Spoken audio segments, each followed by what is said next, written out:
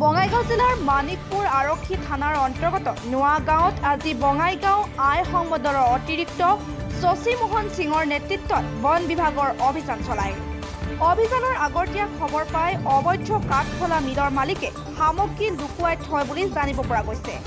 অভিযানকাৰী দলে মিলৰ কিছু সামগ্ৰীৰ লগতে লক্ষাধিক টকাৰ অবৈধ কাঠ মিল জব্দ কৰে। News desk report inside Assam.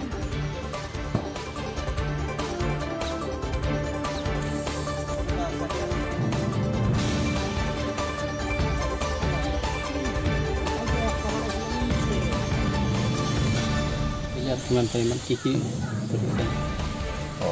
আমি আমাৰ এই উপত্যকা বন সংমণ্ডল প্ৰাধিকাৰী বিকাশৰ বন সূত্ৰে খবৰ পাই নোৱাগাঁও মানিকপুৰ নোৱাগাঁও এটা অবৈধ কাঠফুলা জব্দ কৰোঁ। কাঠফুলা মিলটো আমি অহা গম পাই মিলটো লুকাই ৰাখিছে, আমি বিচাৰ চেষ্টা কৰি পোৱা নাই।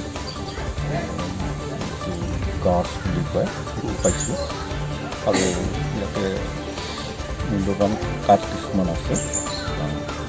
কাঠখিনি মানিকপুৰ বন খণ্ড কাৰ্যালয়লৈ লৈ যাম।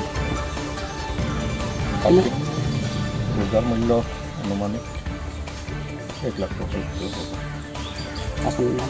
মোৰ নাম শশী মোহন সিং।